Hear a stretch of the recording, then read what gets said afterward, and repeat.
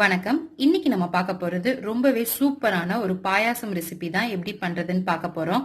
அதாவது இளநீர் பாயாசம் எப்படி செய்யறதுன்னு தான் பார்க்க போறோம். வாங்க எப்படி செய்யலாம்னு பார்க்கலாம். அதுக்கு முன்னாடி நம்ம சேனலை நீங்க இன்னும் சப்ஸ்கிரைப் பண்ணலன்னா மறக்காம சப்ஸ்கிரைப் பண்ணிட்டு கூடவே இருக்க பெல் ஐக்கானை கிளிக் பண்ணிக்கோங்க. இப்போ இளநீர் பாயாசம் செய்யறதுக்கு தேவையான பொருட்களை பார்க்கலாம்.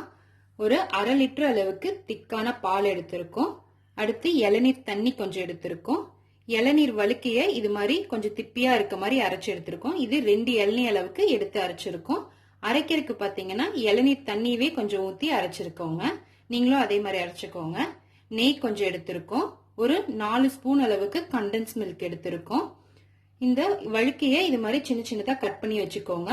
சர்க்கரை தேவையான அளவு, முந்திரி கொஞ்சம் எடுத்திருக்கோம், ஏலக்காய் பவுடர் கொஞ்சம் எடுத்திருக்கோம். இப்ப வாங்க எப்படி செய்யறதுன்னு பார்க்கலாம். ஃபர்ஸ்ட் நம்ம ஒரு பாத்திரத்தை வச்சு பாலை காய்ச்சிக்கலாம்.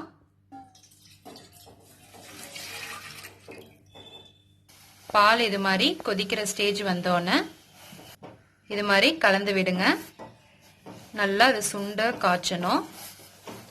சிம்லே வச்சு ஒரு 10 இருந்து 15 நிமிஷம் அப்படியே கிளறி விட்டுட்டே இருக்கலாம். அப்பதான் நம்மளுக்கு இந்த பால் நல்லா திக்காகும்.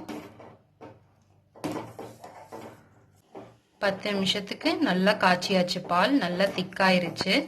இந்த ஸ்டேஜ்ல நம்ம சர்க்கரையை போட்டு கலந்து விட்டுறலாம். இனிப்பு உங்களுக்கு தகுந்தாப்புல போட்டுக்கோங்க. நான் ஒரு 4 ஸ்பூன் கிட்ட போட்டிருக்கேன். இந்த சூட்லயே நல்லா கரைச்சி விட்டுக்கோங்க. நல்லா சர்க்கரை கரையிற அளவுக்கு நல்லா கலந்து விட்டுட்டு நம்ம அடுப்பை ஆஃப் பண்ணிடலாம். இப்ப இந்த பால் நல்லா ஆறட்டும். பால் ஆறட்டும். நம்ம அதுக்குள்ள முந்திரியை போட்டு வறுத்துக்கலாம். அதுக்கு ஒரு பாத்திரத்துல நெய் ஆட் பண்ணிக்கோங்க. வேணுங்கிற அளவுக்கு முந்திரி ஆட் பண்ணி வறுத்துக்கலாம்.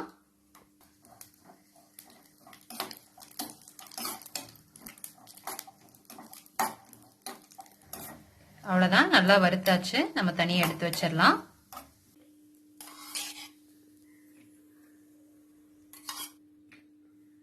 இப்போ பால் வந்து ஒரு 50% அளவுக்கு நல்லா ஆறிடுச்சு. இந்த ஸ்டேஜ்ல நம்ம எடுத்து வச்சிருக்க கண்டென்ஸ் மில்க் ஆட் பண்ணிடலாம்.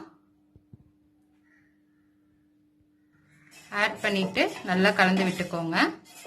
கலந்து விட்டுட்டு இது நல்லா ஃபுல்லா ஆறுற அளவுக்கு விட்டுறலாம்.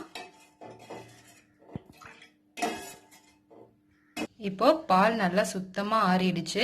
இந்த ஸ்டேஜ்ல நம்ம வழுக்கி அரைச்சு வச்சிருக்கோம்ல, அதை நம்ம ஆட் பண்ணிடலாம். இப்போ இதை நல்லா கலந்து விட்டுக்கோங்க.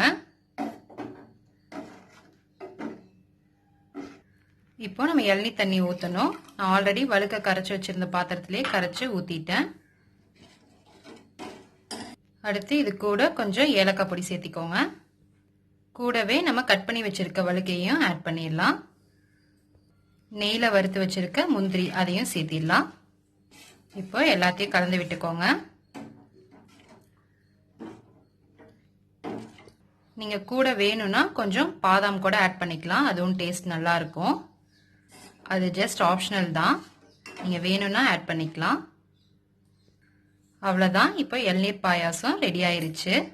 இது மாதிரி நீங்களும் செஞ்சு பாருங்க. செஞ்சு பார்த்துட்டு எப்படி இருக்குன்னு கமெண்ட்ஸ்ல சொல்லுங்க. மறக்காம நம்ம சேனலை சப்ஸ்கிரைப் பண்ணிக்கோங்க.